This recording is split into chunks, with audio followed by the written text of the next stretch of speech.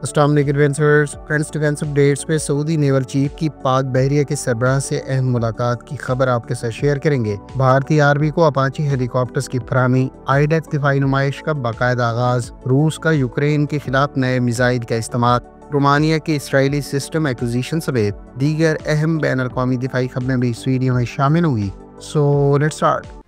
This video is sponsored by Aselsan, Turkey's leading defense electronics company,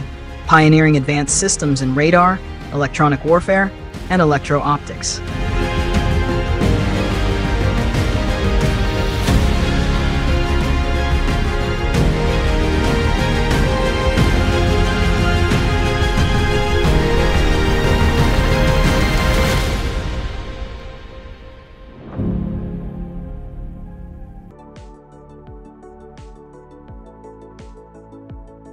तुर्क company baker की जानिब से इस बात की तस्दीक की गई है कि अकिंजी ड्रोन के साथ असलसान के तैयार करदा एसएल-फ्लर 600 इलेक्ट्रो ऑप्टिकल सिस्टम को बाकायदा इंटीग्रेट करने के बाद टेस्ट फ्लाई किया गया है। ख्याल है कि एसएल-फ्लर 600 दरअसल असलसान का हाईली सोफिस्टिकेटेड और एडवांस्ड इलेक्ट्रो ऑप्टिकल टारगेटिंग और सर्वेलेंस सिस्टम है, जिसके बारे में बेकर कंपनी का कहना है कि अब अकिंजी ड्रोन की इसके साथ इंटीग्रेशन के बाद अकिंजी ड्रोन को ज्यादा क्लियर और लॉन्ग रेंज पर मुख्तलिफ नौइयत के अहदाफ को ना सिर्फ देखने बल्कि टारगेट्स को डेजिग्नेट करने और हिट करने की कैपेबिलिटी हासिल हो जाएगी। तुर्क कंपनी असलसान की जानिब से हालिया आईडेफ दिफाई नुमाइश के दौरान ही एसएल-फ्लर 600 को बाकायदा पब्लिक किया जाएगा।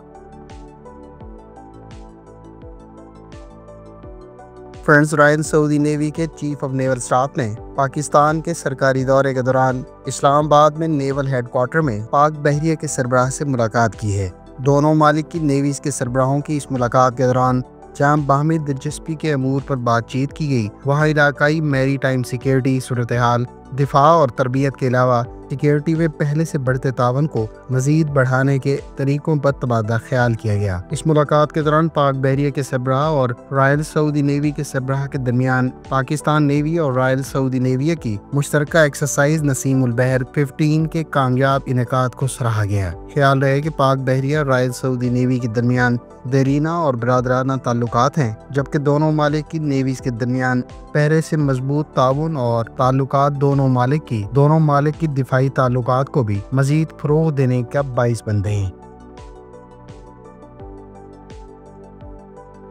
फ्रेंड्स, तुर्किया में आज 17वें इंटरनेशनल डिफेंस इंडस्ट्री फेयर का बाकायदा आगाज हो गया है। आईडेफ के नाम से ये दिफाई नुमाइश तुर्किया के शहर इस्तंबुल में मुनक्किद की जा रही है और इसका इनेकाद 22 से लेकर 27 जुलाई तक किया जा रहा है। आईडेफ 2025 एडिशन में दुनिया भर के 50 से ज्यादा ममालिक की 800 से ज्यादा कंपनियां शिरकत कर रही हैं, जिसमें खास तौर पर तुर्किया की अपनी डिफेंस इंडस्ट्री की कई नामवर कंपनियों समेत दीगर कंपनियां इस एग्जीबिशन का हिस्सा है। आईडेफ दिफाई नुमाइश के मौके पर जहाँ तुर्किया की जानिब से कई तरह के वेपन्स और सिस्टम्स मुतारिफ कराए गए हैं, जिसमें खास तौर पर साइपर ब्लॉक 1 जिसकी रेंज 100 किलोमीटर से जायद बताई जाती है, उसे भी बाकायदा तुर्क डिफेंस इंडस्ट्री की सर्विस में मौजूदगी की कंफर्मेशन के अलावा इस दिफाई नुमाइश में पहली मरतबा प्रेजेंट किया गया है। इसके अलावा तुर्क कंपनी रॉकेटसान ने अपने पवेलियन पर साइपर के ब्लॉक 2 के मिसाइल को भी विजुअल्स के साथ डिस्प्ले किया है, जिसके बारे में कहा गया है कि ये मिसाइल 150 किलोमीटर से जायद की रेंज पर मुख्तलिफ नौइयत के एरियल थ्रेट्स को इंटरसेप्ट कर सकेगा। ख्याल है कि तुर्किया ने अब तक अपने steel dome air defence systems के तहत कई तरह के surface to air missile systems मकामी सतह पर तैयार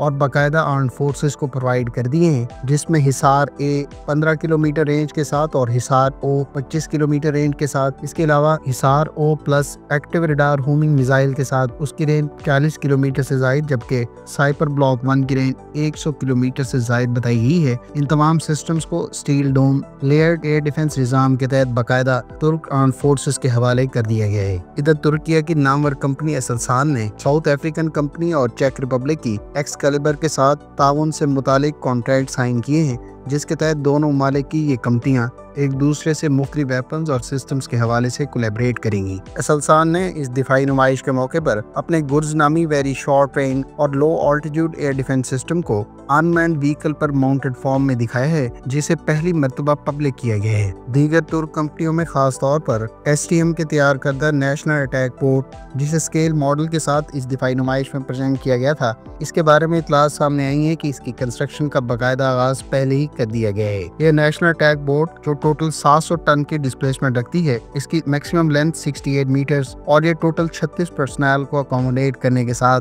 800 नॉटिकल माइल्स की रेंज की हामिल होगी।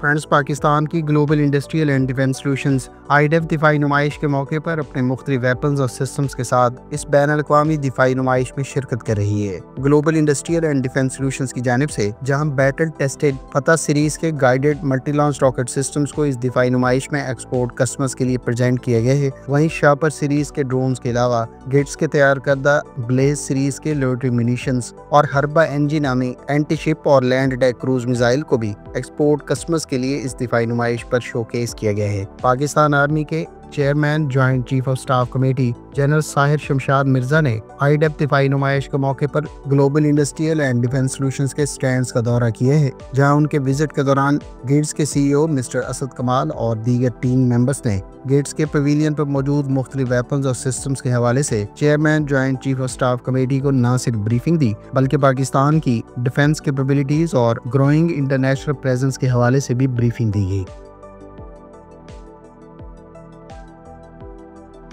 अमरीकी कंपनी बोइंग की जानिब से इंडियन आर्मी को 6 हेलीकॉप्टर्स के सिलसिले के पहले 3 अपाची हेलीकॉप्टर्स डिलीवर कर दिए गए हैं। इंडियन आर्मी की जानिब से अब से चंद साल पहले तकरीबन $800 मिलियन की लागत से बोइंग से 6 अपाची हेलीकॉप्टर्स अक्वायर किए गए थे। ताहम इन हेलीकॉप्टर्स की डिलीवरीज ताखीर का शिकार रही हैं और बिलाखिर ये हेलीकॉप्टर अब इंडियन आर्मी को बाकायदा प्रोवाइड कर दिए गए हैं। रिसेंट रिपोर्ट्स के मुताबिक बोइंग की जानिब से total 3 Apache gunship helicopters Indian army के हवाले किए गए हैं, जबकि मजीद 3 की डिलीवरीज भी आने वाले चंद माह में मुतवक्के है। इंडियन एयरफोर्स इससे पहले ही 22 अपाची हेलीकॉप्टर्स इस्तेमाल करती है, ताहम इंडियन आर्मी की जानिब से सिर्फ 6 अपाची गनशिप हेलीकॉप्टर्स अक्वायर करने का फैसला अब से चंद साल पहले किया गया था। इन हेलीकॉप्टर्स की मरहलावार डिलीवरीज 2023-24 के लिए प्लान थी, ताहम बोइंग की जानिब से ये डिलीवरीज ताखीर का शिकार रही हैं और आखिरकार इस सिलसिले के पहले 3 हेलीकॉप्टर्स गुज़श्ता रोज इंडियन आर्मी के हवाले कर दिए गए हैं।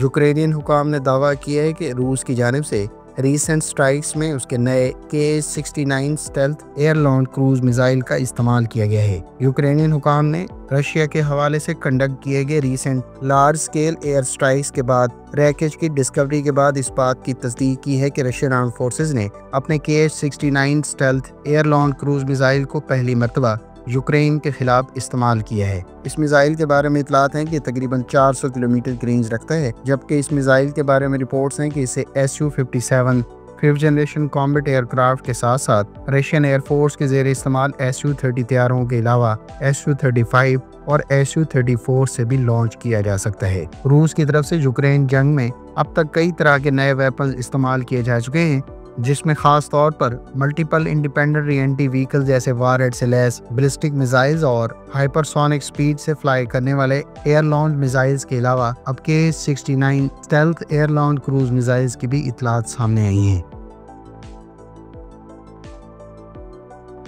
फ्रेंड्स, ये थी आज की डिफेंस अपडेट्स। उम्मीद है इस वीडियो से आपकी मालूमात में इजाफा होगा। मिलते हैं नेक्स्ट वीडियो के साथ। अपनी दुआओं में याद रखिएगा। अल्लाह हाफिज़। पाकिस्तान जिंदाबाद।